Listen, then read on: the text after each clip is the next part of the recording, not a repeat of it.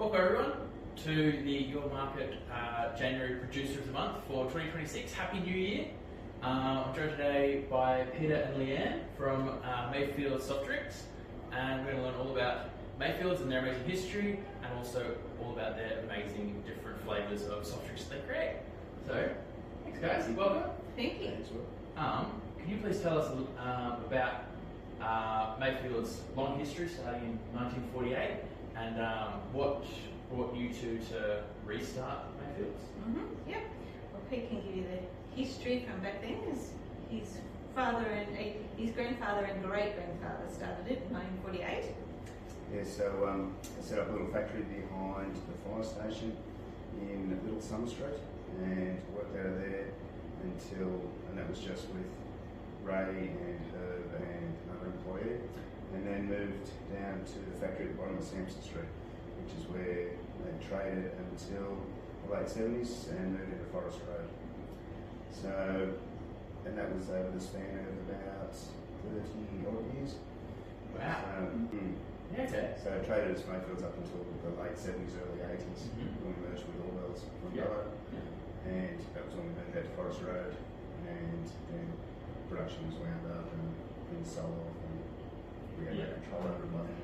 Yeah, so it was originally supposed to be Mayfields in Golland because Herb Mayfield was Ray Golland's father-in-law, but they stuffed up the labels somehow and it just came back as Mayfields. So they decided that sort of rolled off the tongue a bit better anyway, so they just stuck with that. Yeah, right. And so what brought you two to restart Mayfields back in 2019? Which is pretty good at supporting small local produce, Yeah. like what you do. So everything from cheese to orchard product and wines.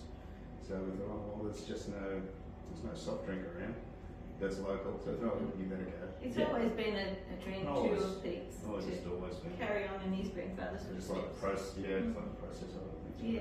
That's brilliant. Okay. And so with the process of it, running a soft drink company, that's not a typical 9 to 5 job.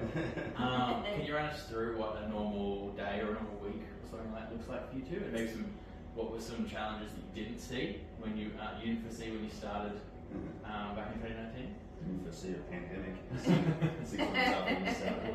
Didn't see that coming. There's a few hurdles to jump through.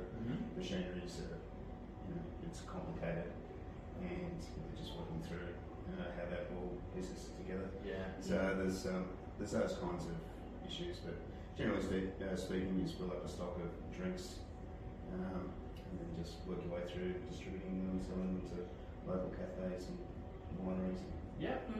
Yeah, so we go Molong, Canowindra, and then the third Friday of the month we go Bathurst direction and all the way to Lura to do deliveries up there. Okay, great. Yeah. And we do have a distributor in Newcastle who distributes around that area as well. That's really cool.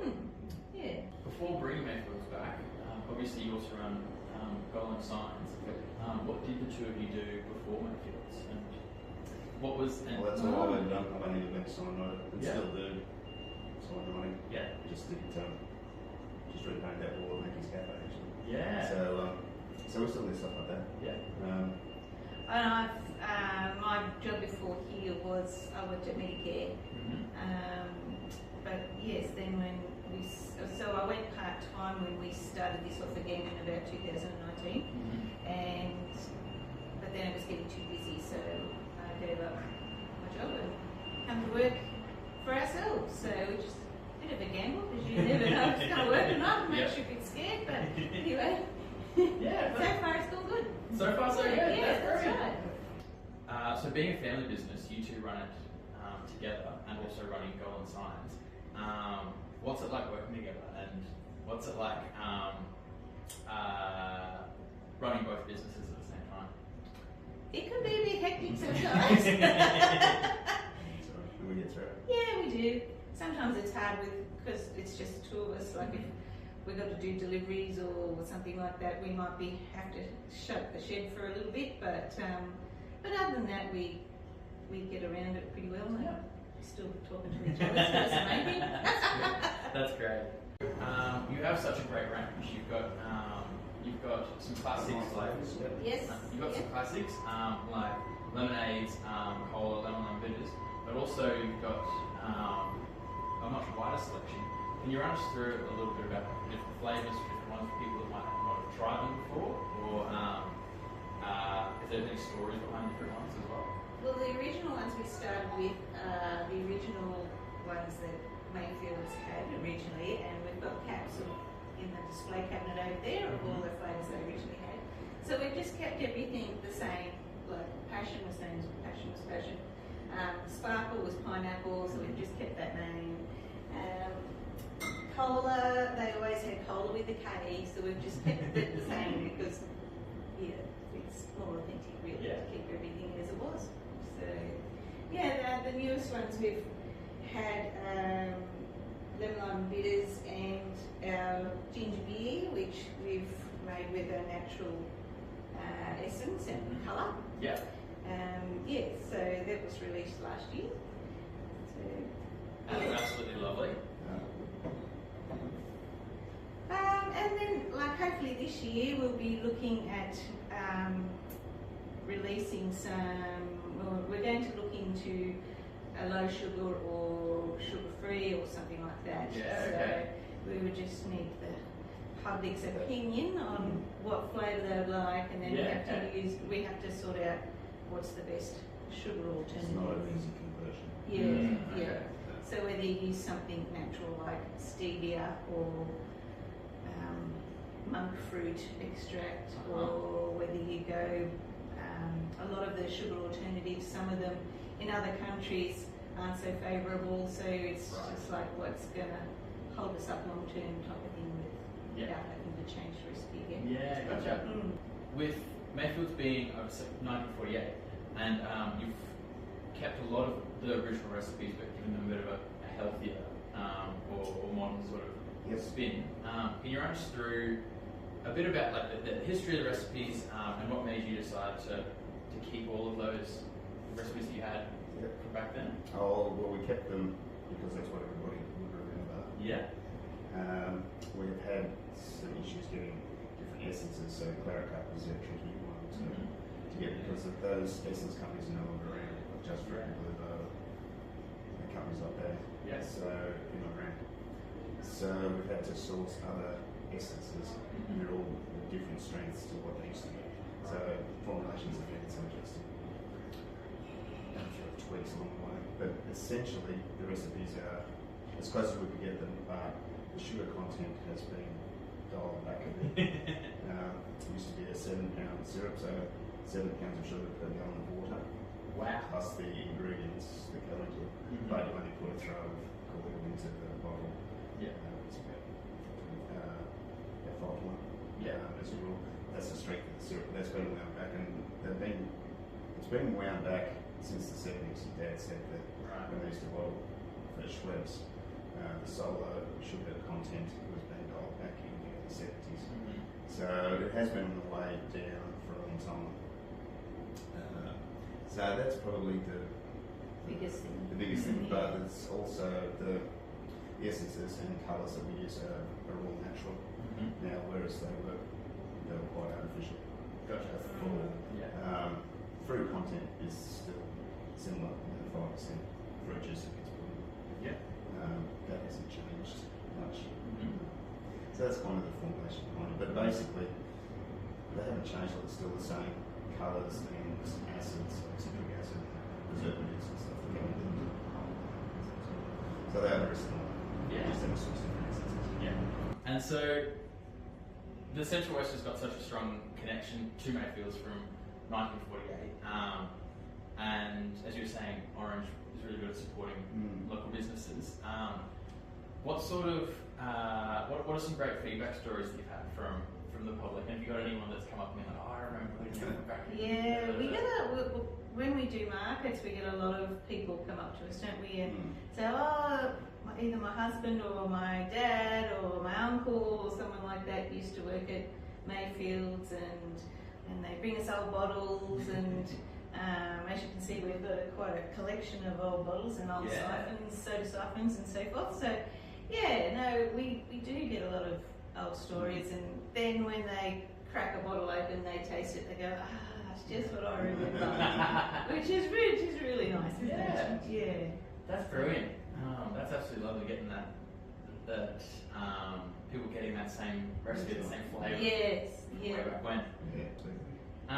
And I'm not sure about everyone else, but I find the glass bottles, there's something special about the glass bottles. Was that a specific choice to go glass rather than plastic? Yes.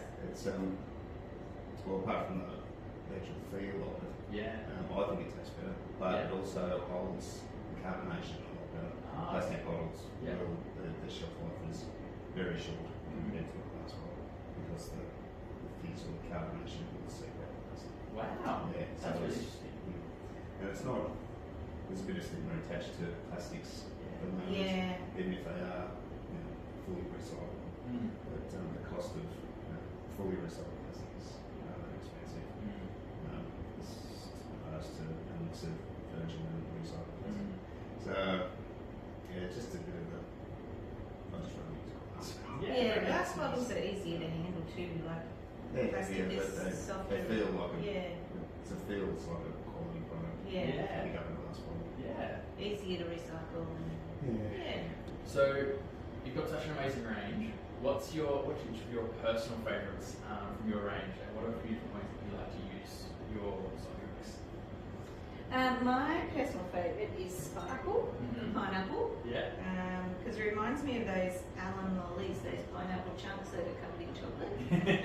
That's my favourite. And it's really good after you've been outside in the hot weather and you come in from mowing the lawn. And it actually also goes well with spirits like Malibu or something like that. Oh, okay. Which is nice. So that's my first favourite. Ginger beer is nice as well. It's quite refreshing and quite gingery. And I have come across a recipe which is a cocktail using ginger beer. I haven't been able to make it, so it's our next experiment. Brilliant. I think ginger beer might be more. Just because it's got a tang about it. Yeah. That's brilliant. Okay, great. Thank you. Yeah. Okay, so this is where the process starts. There's filters for water coming into the cooling system. So water comes in through the filters, gets cooled down to about 0, comes out through another filter and into here, which is the carbonator, and it gets fed in through here, pumped up to the top, and it gets spread out into a fine mist so that the CO2, which comes in here into this pressurised unit, can then dissolve into the very cold water, which then comes out the bottom of the carbonator and into the top of the filler over here. Once that's all hooked up and ready to go, the syrup, which is mixed up in that vat and connected to the syrup dispenser, bottles will then come along down here. They come along down here like this, in around here. Get lifted up into there, get a shot of cordial, then follow around through here into this 8-head filler. Yeah, so around here. That's And they'll get filled with soda water on the way around. The bottles in here will equalise at the same pressure as in the carbonator, so they need 2 or 3 hits around the way so the pressure's released out, and then an extra bit of soda water filled in. Then they come around. They come around off here. the line and Come off into here. there and have a crown, Go put up a there like that. top on them, and then come out in or packaging into a box. Yeah.